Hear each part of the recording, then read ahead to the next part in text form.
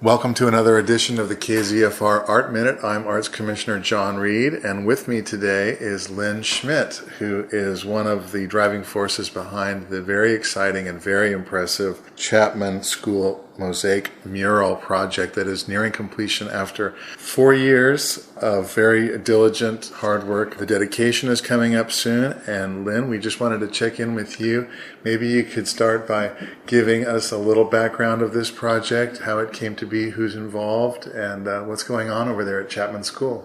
The project was conceived by Suzanne Steele, Sue Warwick, and myself. We are all three retired Chapman School teachers. Suzanne approached the principal of Chapman School 4 years ago in May to see if Mosaic might be a good thing to make at the school. The principal said yes, and I said, let's bring Sue Warwick along because she's been mosaicing forever. Suzanne, Sue, and I sat and just got started in October of 2010. It started as maybe a surround for a doorway, and then it was 23 feet by 9 feet in the middle of a large wall. There were some structural issues around that. We redrew the drawing and made it cover the entire brick wall in the front of the school, 39 feet by 8 feet. Well, I had the opportunity to visit the job site yesterday, and wow, what an impressive project. It is quite large, quite tall and wide, and a feast for the eyes, lots to discover. I noticed just in the time that I was there. Who designed the actual artwork? The work that you saw was done by the students of Chapman School, and we worked Friday mornings. We started by pitching the idea to the staff, and they all seemed very excited about it. Several months later, we went before a group of students in specific classrooms and talked to them about the flora and fauna of our region, because we knew that the image would be having to do with nature and the region we live in.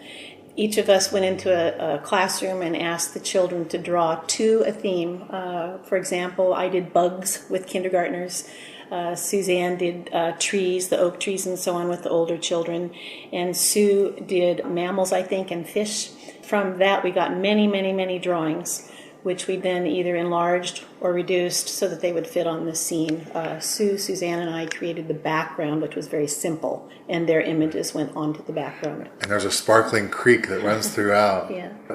Like I said before, a very, very impressive project. Tell me a little bit about how one goes about paying for a project like this. We felt so fortunate. We took about a year to develop the scope and sequence of the project. Went face-to-face to many businesses in this community. Not only did some businesses write us checks, others donated materials.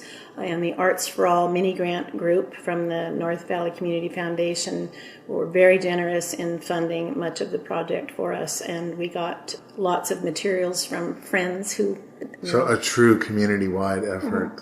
The dedication is coming up soon. Yes, on Tuesday, June 3rd at 10 o'clock, we're going to have an unveiling. The public is welcome, I assume? Yep, the public is welcome. Also, there is a Facebook page on Facebook. Type Chapman School Mosaic Mural. You'll go right to the page, and there's lots of interesting info there, including progress of the mosaic over the years. There's quite a history of photos and postings there if you want some more background information. And otherwise, we will see you at 10 o'clock on June 3rd at Chapman School for the big unveiling. Lynn, thank you so much for joining us today. It's been a pleasure. Thank you. And this is Arts Commissioner John Reed reminding you once again to make every day an art day. The KZFR Art Minute is brought to you by the City of Chico Arts Commission, an advocate for the arts and as a partner in the community's artistic and cultural development.